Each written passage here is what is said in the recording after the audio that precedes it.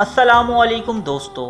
سلطنت عثمانیہ، جس سے شاید ہماری نئی جنریشن زیادہ واقف نہ ہو، یہ مسلمانوں کی سب سے مضبوط اور سب سے زیادہ عرصے تک قائم رہنے والی سلطنت تھی۔ اس کی حدود 3 بر اعظموں پر پھیلی ہوئی تھی۔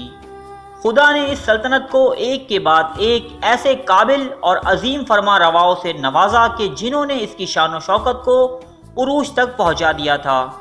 آئیے شروعات کرتے ہیں سلطنت عثمانیہ کے پہلے امیر عثمان غازی سے۔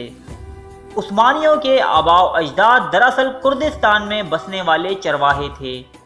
جب چنگیز خان نے ان کے علاقوں پر حملے کیے تو یہ وہاں سے منتقل ہو کر ارطغرل نامی شخص کی قیادت میں موجودہ ترکی کے علاقے اناتولیا آ گئے۔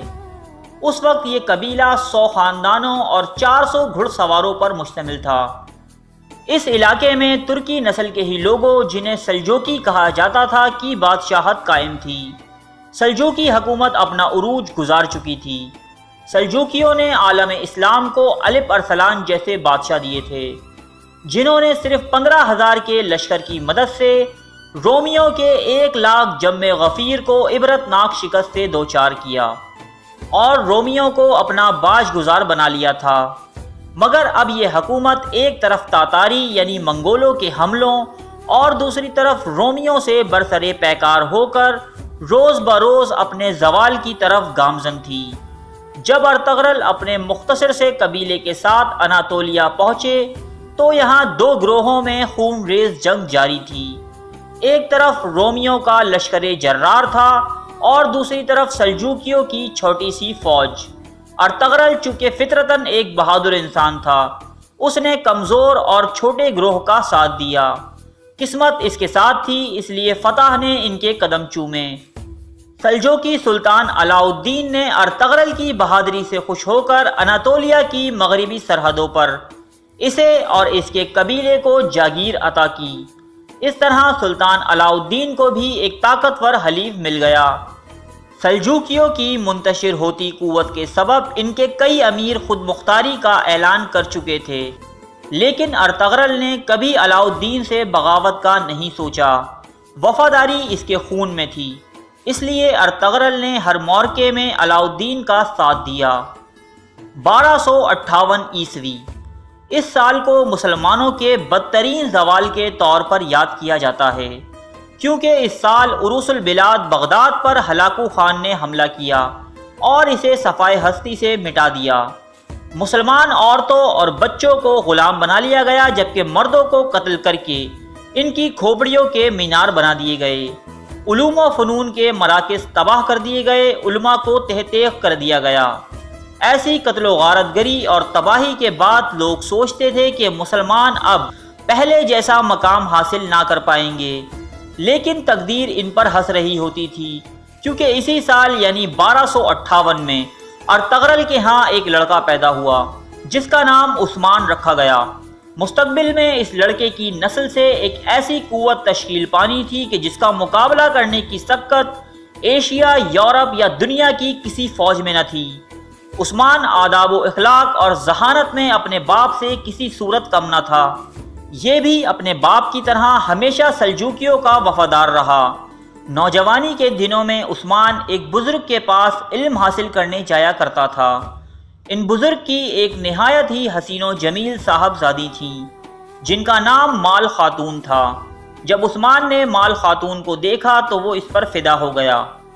عثمان نے ان بزرگ کے سامنے مال خاتون سے شادی کی پیشکش ظاہر کی۔ عثمان چونکہ ایک امیر گھر کا چشم و چراغ تھا، جبکہ یہ بزرگ ایک غریب درویش، اس لیے انہوں نے عثمان کو انکار کر دیا۔ اس کے بعد مال خاتون کی خوبصورتی اور علمی صفات کو دیکھتے ہوئے کئی سرداروں نے اسے شادی کی پیشکش کی، جو کہ عثمان سے رتبے اور جاہ و جلال میں بہت آگے تھے، لیکن ان بزرگ نے ان سب کو منع کر دیا۔ ایک رات عثمان نے ایک خواب دیکھا کہ ایک چاند ہلال کی صورت میں اس کے بزرگ استاد کے سینے سے نکلا اور عثمان کے سینے میں داخل ہو گیا۔ پھر اس کے پہلو سے ایک زبردست درخت نمودار ہوا جو بڑھتا ہی چلا گیا، یہاں تک کہ اس کی شاخیں بحر و بر پر چھا گئیں۔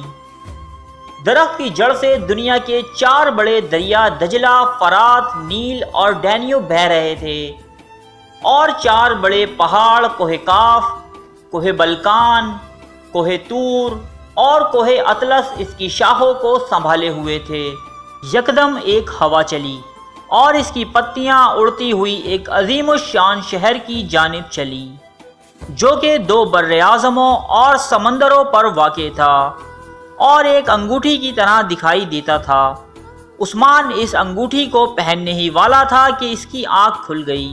اس نے یہ خواب اپنے بزرگ استاد کو سنایا تو اس جہاندیدہ شخص نے عثمان کے عظیم الشان مستقبل کو دیکھتے ہوئے اس سے اپنی بیٹی کی شادی کرنے کی درخواست قبول کر لی۔ ابھی تک عثمان سلجوقیوں کے صرف ایک جاگیردار کی حیثیت رکھتا تھا، لیکن سن 1300 میں تاتاریوں نے ایک زبردست حملے کے ذریعے سلجوقی سلطنت کا مکمل خاتمہ کر دیا اور سلطان علاء الدین مارا گیا۔ اب عثمان مکمل طور پر خود مختار تھا۔ شروعاتی دور میں جنگ و جدل کے بجائے عثمان اپنی سلطنت کے انتظام و انصرام میں مصروف رہا، جہاں وہ اپنی انصاف پسندی اور رحم دلانہ صفات کی بنا پر بہت مشہور ہوا۔ اسے مسلم اور غیر مسلم دونوں میں نہایت احترام کی نظر سے دیکھا جاتا۔ البتہ دوسرے ترک سرداروں نے اس کی خاموشی کو اس کی کمزوری سے تعبیر کیا اور رومی قلعے داروں سے اتحاد کر کے اس کی حکومت پر حملہ آور ہوئے، لیکن یہ ان کی سب سے بڑی غلطی ثابت ہوئی۔ عثمان نے یکے بعد دیگرے ان تمام سرداروں کو شکست دی اور وہ قلعے پر قلعے فتح کرتا چلا گیا، یہاں تک کہ قیون حصار کے مقام پر شہنشاہ قسطنطنیہ کی فوجوں سے اس کا سامنا ہوا۔ یہاں بھی اسے شاندار کامیابی حاصل ہوئی۔ اس کے بعد رومیوں نے تاتاریوں کو عثمان کے خلاف حملے پر آمادہ کیا۔ عثمان نے اس جنگ میں اپنے بیٹے اور خان، جسے مستقبل کا سلطان بننا تھا، اس کو مقابلے کے لیے بھیجا۔ اس نے اپنے باپ کے نقش قدم پر چلتے ہوئے تاتاریوں کو ایسی عبرتناک شکست سے دوچار کیا کہ وہ دوبارہ ادھر نہ بھٹکے۔ رومی حکومت کے کئی علاقوں کو فتح کرنے کے بعد عثمان نے بروسا شہر کا محاصرہ بھی کر لیا۔ یہ محاصرہ 10 سال تک جاری رہا، یہاں تک کہ عثمان کی موت کا وقت قریب آ گیا۔ عثمان نے اپنے بیٹے اور خان کو بلا کر اپنی آخری خواہش ظاہر کی کہ وہ بروسا شہر میں دفن ہونا چاہتا ہے۔ اب یہ ایک بیٹے کا امتحان تھا۔ عثمان کے بیٹے اور خان نے بروسا پر نہایت ہی کامیاب حکمت عملی کے ساتھ حملہ کیا، اور جو کام اس کا باپ 10 سال میں نہ کر پایا تھا چند ہی دنوں میں کر دکھایا۔ بروسا فتح ہوا اور امیر عثمان کو یہاں دفن کیا گیا۔ عثمان نے اس سلطنت کی بنیاد نہایت نیک نیتی سے رکھی تھی، جس کا مقصد ترویج اسلام تھا، اس لیے اس کی سلطنت تاریخ کا ایک سنہرا باب بن گئی۔ اس کی تلوار ہر نئے بادشاہ کی کمر سے باندھی جاتی اور دعا کی جاتی کہ اللہ تعالیٰ اس میں بھی عثمان جیسی خوبیاں پیدا کرے۔ اس کی قائم کردہ سلطنت کے اثرات آج تک دنیا میں موجود ہیں۔ دوستو، ہم جلد ہی اس سلسلے کی اگلی ویڈیو کے ساتھ حاضر ہوں گے، جس میں ہم سلطان اور خان کی زندگی اور اس کی کامیابیوں پر روشنی ڈالیں گے۔ خدا حافظ۔ ارے فرینڈز، 1 منٹ، آپ ایسے ہی جا رہے ہیں؟ اتنی محنت سے ویڈیو بنائی ہے، ایک لائک تو بنتا ہے نا؟ اور دوسرا یہ کہ آپ ہمیں اتنی بڑی دنیا میں دوبارہ کیسے ڈھونڈیں گے؟ تو اس کا حل یہ ہے کہ آپ ہمارے چینل کو سبسکرائب کر لیجئے اور اس بیل کے آئیکن کو کلک کر دیجئے۔ اس طرح ہمارے آنے والی تمام ویڈیوز آپ تک پہنچتی رہیں گی۔ ارے ڈریے مت، یہ بالکل فری ہے۔